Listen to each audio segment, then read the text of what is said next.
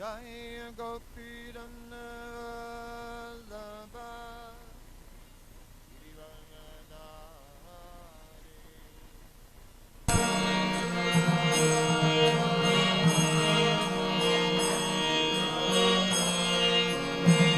Yasodhanandana Bhajanandarandana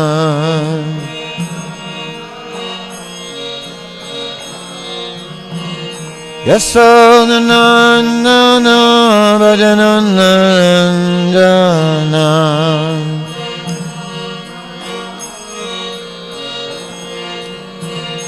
Yamunatira Vanachari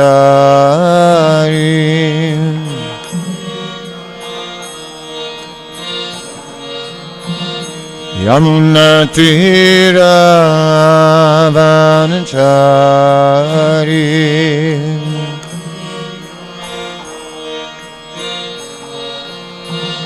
Yamunatira Vanachari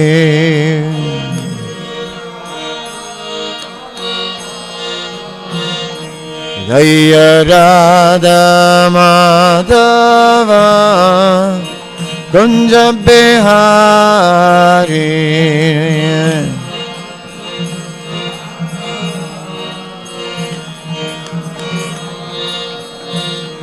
Jaya Sri Krishna Chaitanya Prabhu Nityananda Shri Advaita Gadadhar Shivasari Gaura Bhaktavinda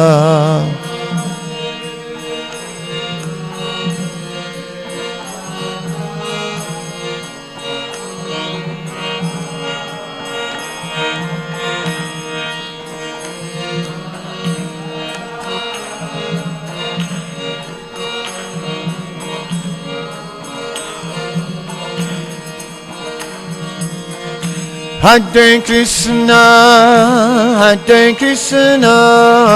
Krishna Krishna, Hare Hare, Hare Rama, Rama Rama, Hare Hare.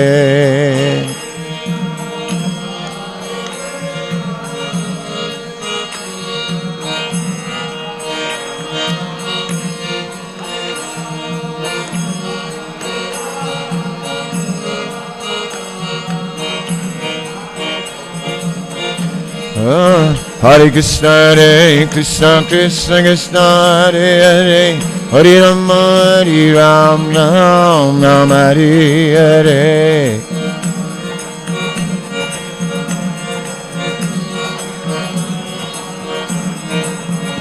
Hare Krishna, Hare Hare, Hare Rama, Rama, Hare Hare.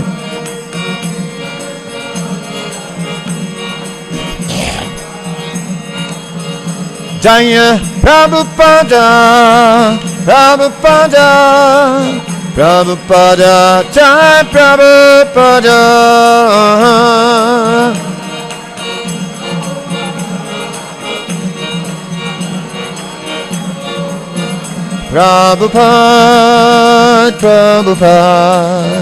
Prabhupada, Jaya Prabhupada.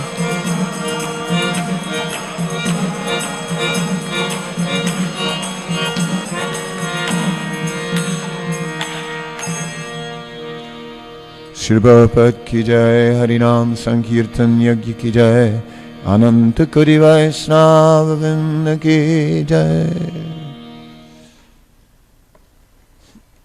Grantara Srimad Bhagavatam ki jai, Sisi Radharanath ki jai, Ananta Koti Vaishnava Vrinda ki jai. All glories to the assembled devotees. All glories to Sri Guru and Sri Gauranga. All glories to Srila Prabhupada.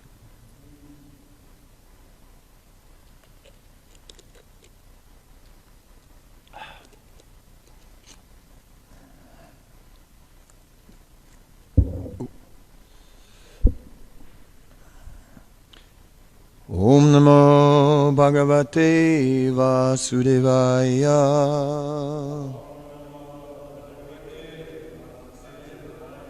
Om Namo Bhagavate Vasudevaya.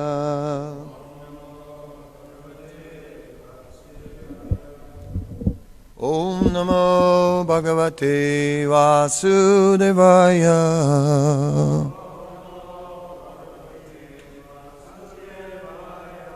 Om Namo Bhagavate Vasudevaya.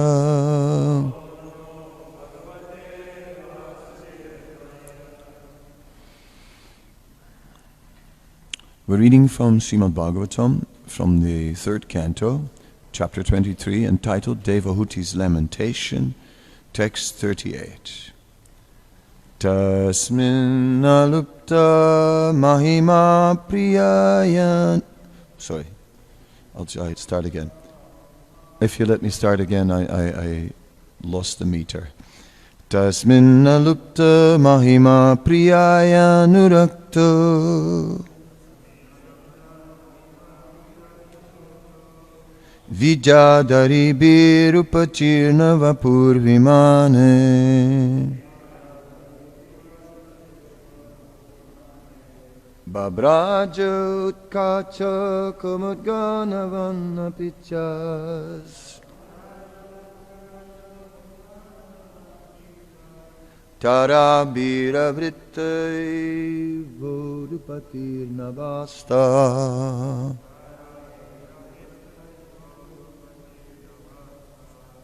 Tasmin alupta mahima priyaya nurakta.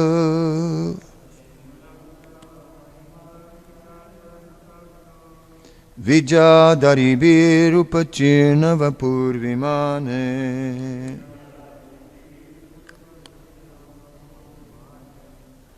Babraja utkacha kumudgana vanna pichas.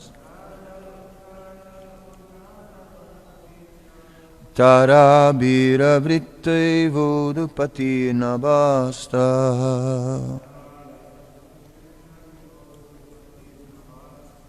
Tasmin alupta mahima priyaya nurakto.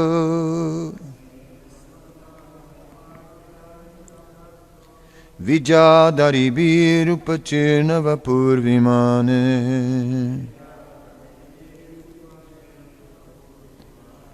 Babraja utkacha kumudgana vanna pichas. Tara bira vritte vodupati nabasta.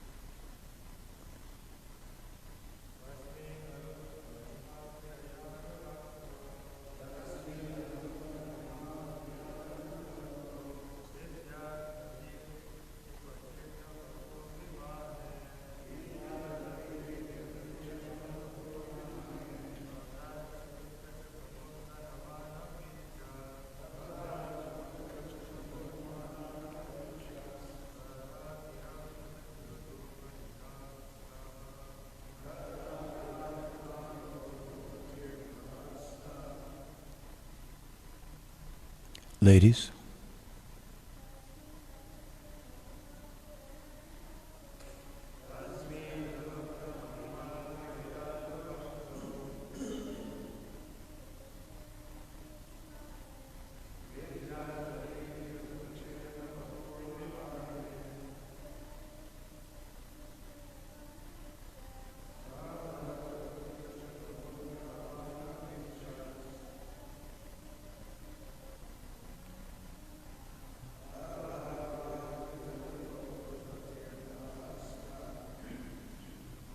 Tasmin, in that, alupta, not lost, mahima, glory, priyaya, with his beloved consort, anuraktaha, attached, vijjadaribi, by the Gandharva girls, Uppachirna, waited upon, Vapu, his person, Vimane, on the airplane, Babraja, he shone, Utkacha, open, Kumudganavan, the moon,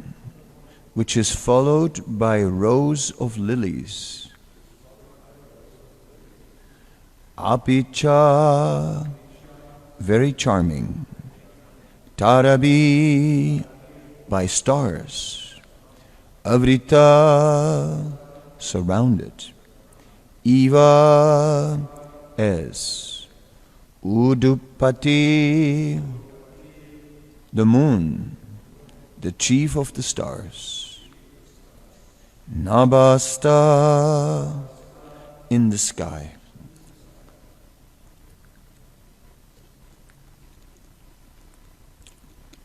Translation. Though seemingly attached to his beloved consort, while served by the Gandharva girls, the sage did not lose his glory, which was mastery over his self. In the aerial mansion, Kadamba Muni with his consort shone as charmingly as the moon in the midst of the stars in the sky, which causes rows of lily to open in ponds at night. Purport. The mansion was in the sky, and therefore the comparison to the full moon and stars is very beautifully composed in this verse. Kadamba Muni looked like the full moon, and the girls who surrounded his wife, Devahuti, seemed just like the stars. On a full moon night, the stars and the moon together form a beautiful constellation. Similarly, in that aerial mansion in the sky, Kadamba Muni, with his beautiful wife and the damsels surrounding them, appeared like the moon and stars on a full moon night.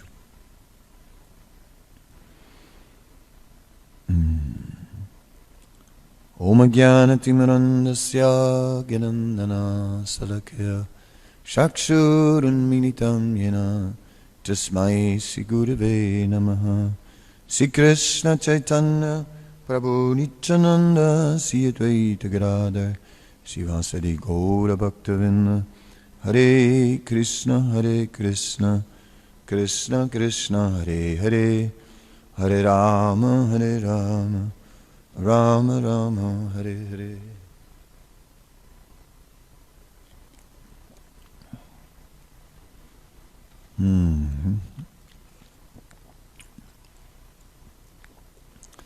The point that stands out for me is that the sage did not lose his glory.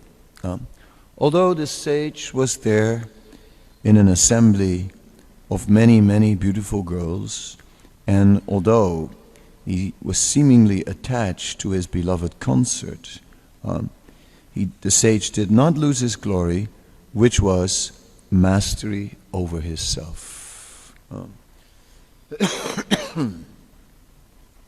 In the Bhakti Sandarbha, there's a description of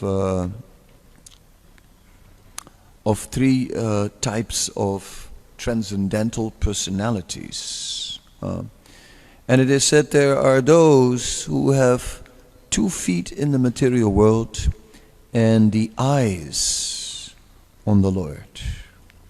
There are those who have 1 foot in the material world and 1 foot in the spiritual world. And there are those who have 2 feet in the spiritual world. Then Jiva Goswami begins to explain that the first category of 2 feet in the material world was Narada Muni when he was the son of the maidservant. At that time, Narada Muni was totally fixed in spiritual life, but he was still contaminated with some influence of the mode of goodness. So there still was a desire to enjoy in the material energy, but he was thoroughly controlled by the mode of goodness, and therefore he was dedicated to a transcendental process, but he needed some more purification. Then the second category was Sukadev Goswami. Sukadev Goswami, 1 foot in the material world, 1 foot in the spiritual world. Sukadev Goswami was completely transcendental. Sukadev Goswami was in the womb of his mother and decided not to come out. Sukadev Goswami decided to stay there for 16 years because he was thinking, why would I come out? Here it's much safer. Out of this womb, there's all this Maya. So here in the womb, I'm pretty safe. So I'll just stay here. But by the intervention of Vyasadeva, who read Bhagavatam, and finally by Krishna himself, Sukadev decided to come out of the womb. Then Sukadev, he immediately left home. He didn't bother to dress, he didn't bother about anything, he just left home. And as he walked along the forest path, he passed through a forest, and somewhere in a remote part, some girls were taking bath in a pond.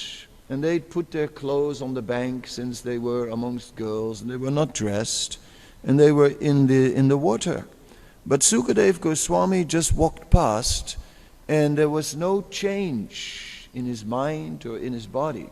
Sukadev Goswami was completely innocent and unaffected and totally absorbed in the Supreme Lord. That's the second category. And the third category is Narada Muni when he attained his spiritual body, 2 feet in the spiritual world. Now let us focus on the first category, because the first category is relating to this particular situation. The first category of having 2 feet in the material world and the eyes on the spiritual world. And it is said that Narada at the time was the son of a maidservant. He was not educated. He was a very simple boy. But somehow, and he was very young. But somehow or other, during the rainy season, a number of great sages, Bhaktivedantas, so great devotees. Bhaktivedantas means great devotees. So these great devotees, they needed a shelter during the rainy season, and when sadhus don't travel. And for 4 months, they stayed in that house. And the mother and son were taking care of the sages. And in this way, Narada, as a small boy, was serving the sages, and he heard the discussions of the sages. He received some instructions from the sages. He served them. He, with their permission, took remnants of their meals. So 4 months is substantial time. So in that time, Narada, as a boy, absorbed transcendental knowledge. Then when the rainy season was over, the sages left, and then after some time, early in the morning, his mother went out of the house to milk a cow. And as she was trying to milk the cow, this snake just bit her on the leg, and as they say in India, dead ho gaya. It was over. She died. So there was a small boy, 5 years old, and somehow or other, he took it very well. He took the instructions of the sages to heart, and he just went to the forest. And as he went to the forest, he sat down and started meditating. It is described then that as he meditated on the Supreme Lord, he saw the Supreme Lord in his mind's eye in meditation. And then at one point, the Supreme Lord actually appeared before him, and he saw the Lord with his own eyes. So he was elated, he was in ecstasy. And then the Lord disappeared. And now it became too much. And after all, he was only a young boy. So he responded very emotional and became angry that the Lord had disappeared. So then, to pacify him, the Lord appeared one more time. And the Lord said that this life you will not see me anymore. Right? First, you will have to undergo more purification, and then, at the end of this life, you will attain perfection, go back to Godhead, and then in the next life, a spiritual body. So here we see Kadamba Muni appears to be in a similar position. Kadamba Muni also appears to be in a position where the influence of the mode of goodness is strongly part of his realization. He had attachment, seemingly at least. Seemingly he was attached to his beloved consort. But at the same time, he was thoroughly situated in the mode of goodness, and therefore even when surrounded in a very attractive situation by beautiful Gandharva girls, not your average girl of this planet, I mean, if you know what I mean. Gandharva girls. Yes, very amazing beauties. But Kadamba Muni was his senses were not distracted. He had thoroughly practiced sense control, and he was totally situated in the mode of goodness. And it is difficult to judge what was the depth of his transcendental attraction. That is hard to say. How deeply he was actually... Here comes a servant. A servant, Maharaj, is coming to save... No, it's like that. No, Maharaj, it happens. Sometimes when we give the lecture, it also happens, and exactly like this. Then, anyhow, the sage then also deeply situated in the mode of goodness, was therefore thoroughly established in sense control. That is the power of the mode of goodness. It is a matter of cultivation through a regulated process. It is by regular practice. Abhyasa yoga yuktena cetasa nanyagamina paramam purusham divyam Yati Partinasintayan. By regular cultivation, one can become situated in the mode of goodness, and one can become less affected by the lower modes of nature, less affected by the sense objects. When we are influenced by passion and ignorance, then as soon as there is a temptation, what can we do? And this is what happens even in spiritual life. If someone is situated in spiritual life and yet still also afflicted by the lower modes of material nature, then the chance of fall down is greater. Greater than when one is situated in the mode of goodness. Then, very easily, in the face of temptation, one can suddenly forget. And then act contradictory to one's devotional qualifications. Because we wonder, how is it that devotees, that sometimes devotees engaged in some abominable activity? It seems so out of character. These devotees seem to be such nice devotees, and now they act so much out of character. But it is because of affliction of the lower modes of nature that one can suddenly fall from the devotional platform in the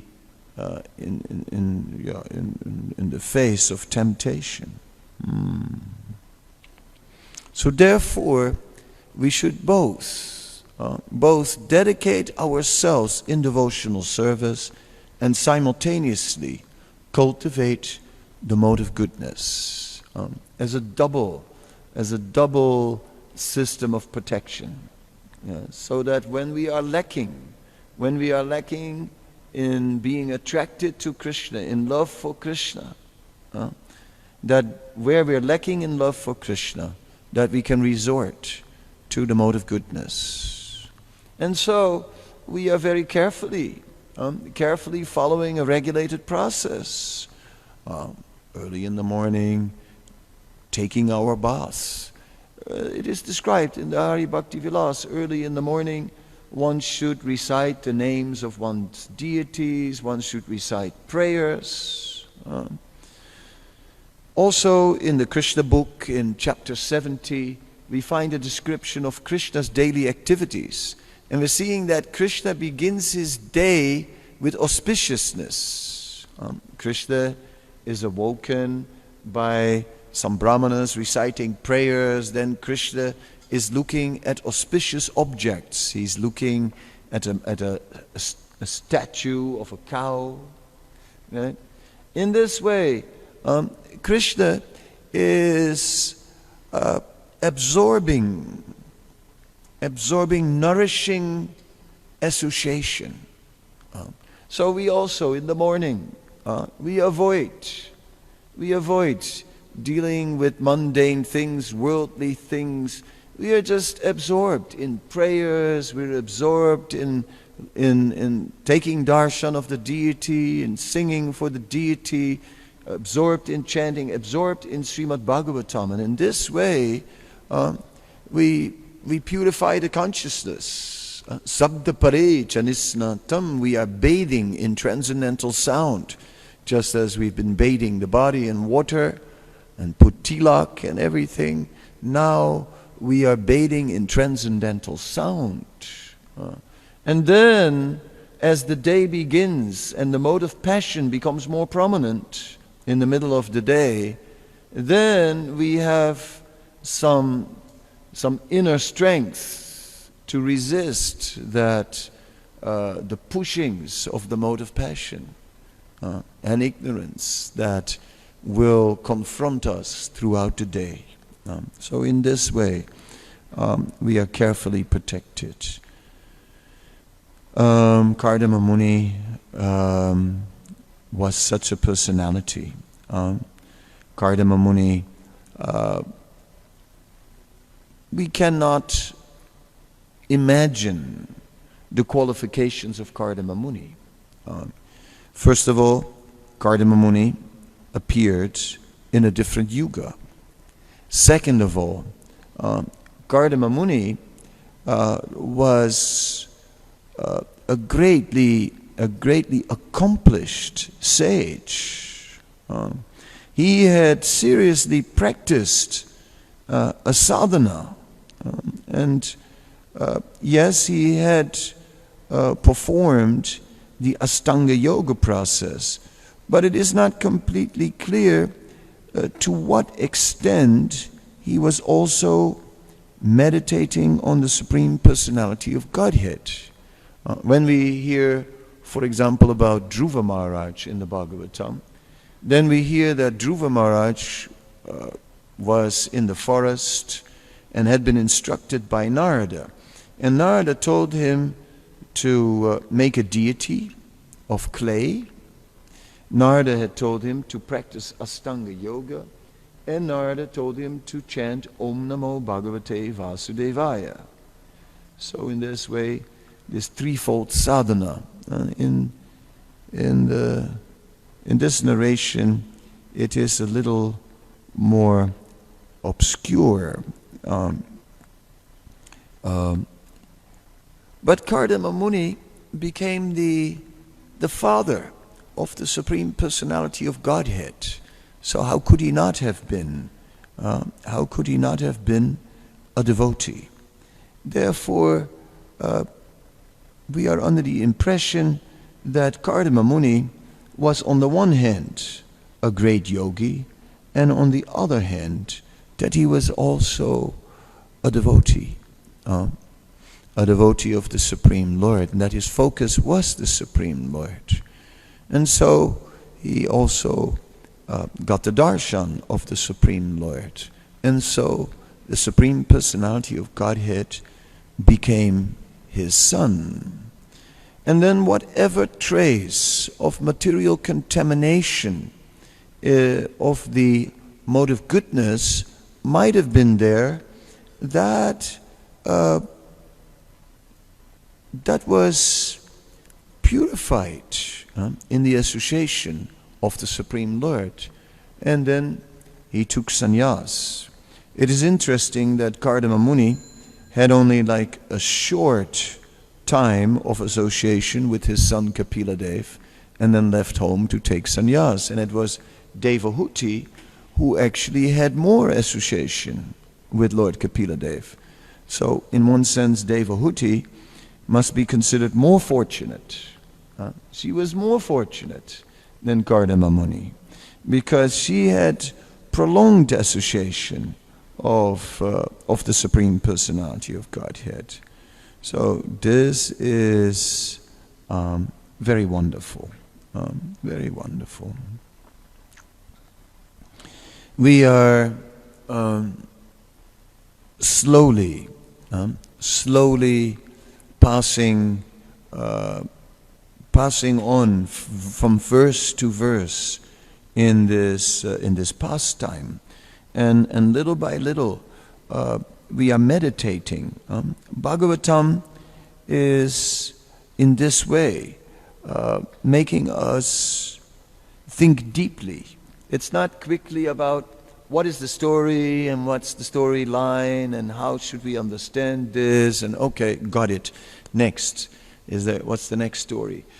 No, it is about going in depth and deeply thinking about the verses in the Bhagavatam, and deeply thinking about the nature of Kadamba Muni, and how much he was tempted by the material energy. It is interesting that there are three energies described of the Supreme Lord. The Antaranga Shakti, the Tatastha Shakti, the Bahiranga Shakti, or the internal energy of the Lord, the marginal energy of the Lord, and the external energy of the Lord.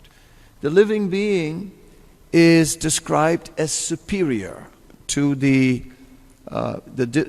external energy. The living being is described as the marginal energy, and the external energy is this domain of Maya. And then so if the living being is superior to the material energy, then why is the living being prone to fall prey to the material energy? That is a question that is sometimes raised. And that is a good question. If the living entity is superior, then why is this living entity swept up by the material energy? It is said because the material energy is the reflection of the energy of the spiritual world. And because the spiritual world is unlimited, therefore the material energy is almost unlimited, being a reflection of the spiritual world. And the living being is an infinitesimal part of the Supreme Lord. The living being is described as Chitkana, which means an infinitesimal, a very tiny part of the Supreme Personality of Godhead, sometimes compared to a spark of a fire. And it said the living being has the same qualities as the Supreme Lord, but the Supreme Lord's compared to an ocean and the living being compared to a drop. Both are salty, but there are, and both are wet. But then there are a few differences also.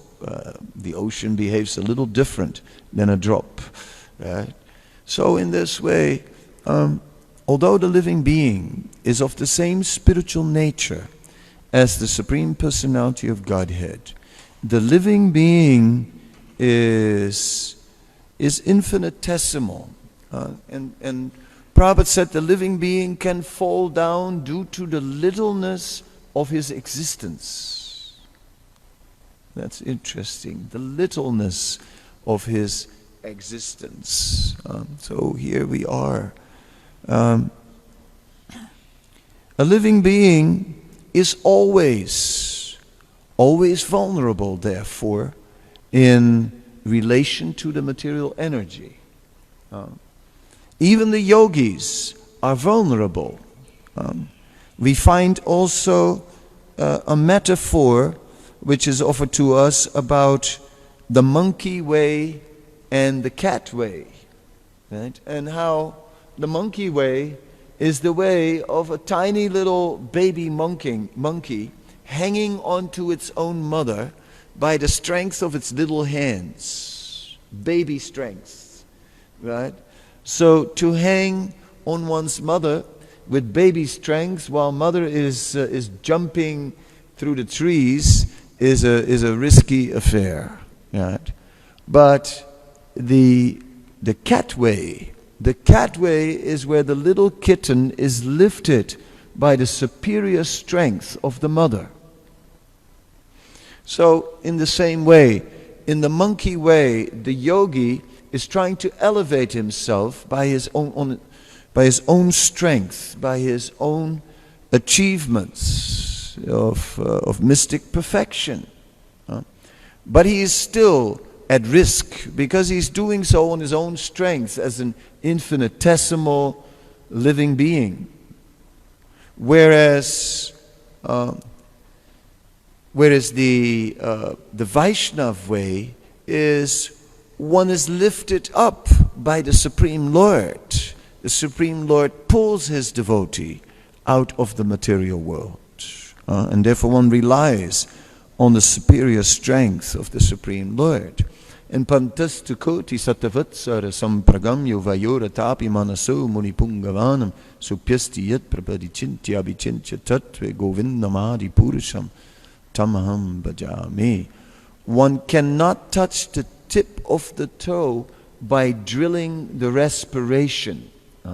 Yogis are in Astanga Yoga are practicing pranayam and are controlling the ingoing breath and outgoing breath and can bring that ingoing breath and outgoing breath to a stage of kumbhaka, a stage where there is an equilibrium between the two. And then, for a long time, they can even do without breathing. And they can be underwater or under the ground for substantial time and then re-emerge alive. Quite amazing, Kumbhaka. In an interesting comment, Srila Prabhupada mentions that frogs also have this capacity to enter into Kumbhaka. Just interesting, colorful detail. Frogs. So are we saying that yogis are? We're not saying, but we're saying, but there is a similarity. Whatever may be, so even although great yogis can attain inconceivable results, they're at risk. They're still at risk. They're still at risk. Bhukti mukti siddhikama sakila ashanta. The one who goes for sense enjoyment, the one who goes for liberation, the one who goes for mystic perfections is never peaceful. Never peaceful. He is still under the influence of lusty desires. Yes. Krishna Bhakta Niskama. Whereas the devotee of the Lord, he's free from any desire. It is also stated, Agam Dunvansi Karsneya Niharam Iva Bhaskara, that devotional service can take the root of material desire from the heart. So it's not only a cultivation of good habits, a care and living in a careful system and getting used to that. Every day getting up in the early morning and getting totally regulated. And then after years of regulation, you couldn't even sleep if you wanted to. Right? And so in this way, becoming fixed in the habits. But that's not all. That is still a vulnerable position until we develop deep attachment to the Supreme Lord. Because only then is the heart fulfilled. Bhakti parusana bhava viraktir anyaisa chaisa trike ekakala prapadamana shayata sati shus tusti pusti ksut apaya nugasam. That this process of devotional service is compared to eating. And that as we are eating, we lose all appetite. Even your favorite preparation, when you're full, when you're really full, I bring your favorite prep, your favorite one. You know, the one, and just, I said, take it. I said, no, I don't want it. No. Take it away. No, I can't take it. Because fully satisfied. Therefore, virakti, actual detachment, is an automatic byproduct of devotional service as the heart becomes fulfilled. So that is the conclusion of Srimad Bhagavatam, and that is our objective, to walk the path of pure devotional service. Okay, with this I'll end. Any questions, any comments? Maharaj will make a comment. No, very nice. We enjoy these.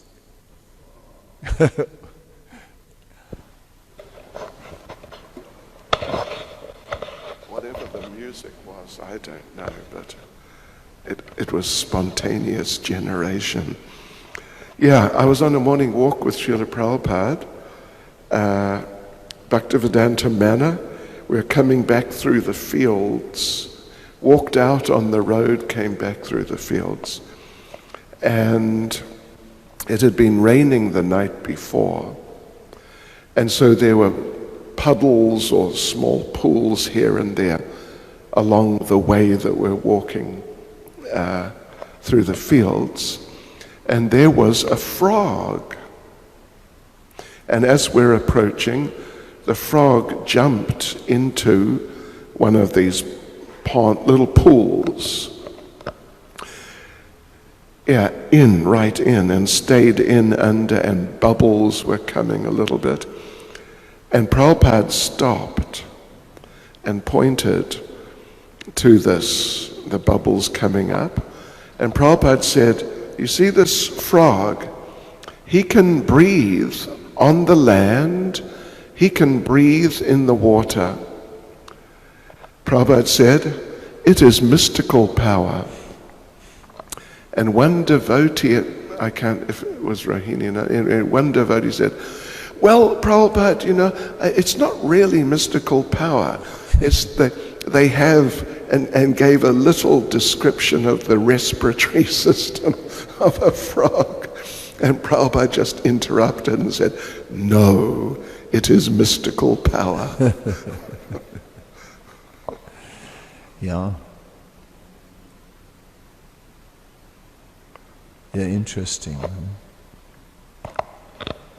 In front of the spiritual master, one has to remain a fool, and that's sometimes difficult, because we have been educated, and Dr. Frog, right? Yes, we've been educated, and then we think, well, we know, and sometimes Prabhupada would just present things differently, and then what to do?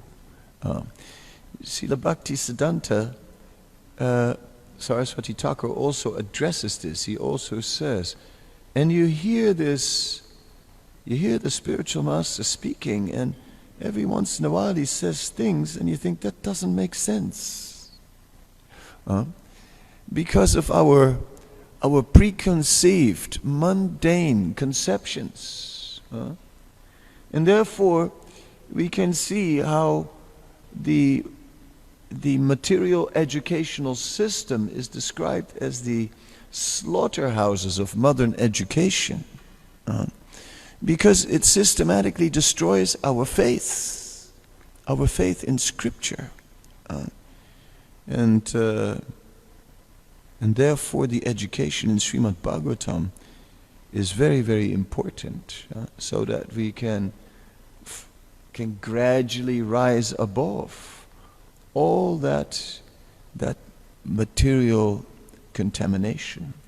And if there are those who have the good fortune to grow up with Srimad Bhagavatam, Prabhupada was not, at least he spoke on different occasions about education of children. And Prabhupada's mood was, no, they should just study the Bhagavatam. No, they don't need to learn so many things, a little bit. Okay, read and write, and, some arithmetic, but, not like, should they learn history, should they learn so many things, right? He wasn't so inclined that way. He was inclined initially to educate the children really to become devotees. What are you going to do if you teach your kid only the Bhagavatam and nothing else? How will that kid be able to relate to the world? Maybe such a kid will not be able to relate to the world. Poor soul will be forced to be a devotee. It's no other option then, eh? But if you're very well educated in the world, yes, could always just step over the line. Yeah, so here we are, over-educated and therefore over-intelligent. Over-intelligent. Any other question? All right. This is probably the last class I'll be giving here for a little while, because somehow or other, what to do? Somehow or other, you may have heard the rumor that I intend to leave if Krishna allows, and don't know exactly when I'll come back, because everything is a little up in the air these days. But I'll definitely be back online, yeah, pretty soon. I might miss one day of streaming, but that's about it. The transcendental stream will continue, and in this way, I'll still be with you in Vani. So, thank you very much for all the good care, the association in a very nice, sheltered community. Maharaj, thank you for all those comments. I thoroughly enjoyed them. Thoroughly. They'll be like really wonderful memories. Every time I look at the fish now, I never see them the same. I think all of us, right? After the comment about the fish and how the gopis wanted to have eyes like fish, every time we look at those fish, we're thinking now of the gopis instead of the fish. So by your mercy, our darkened eyes have been opened, and we feel greatly blessed. And Ram Govinda Maharaj, thank you very much for your association. And what to do? I thought about it, should I go, should I not go? Sannyasis would go into the forest, right, to be fearless and so on. So I thought, well, okay, I guess. Maybe for my service it will be better to be in Europe. So I'll go there and take it from there.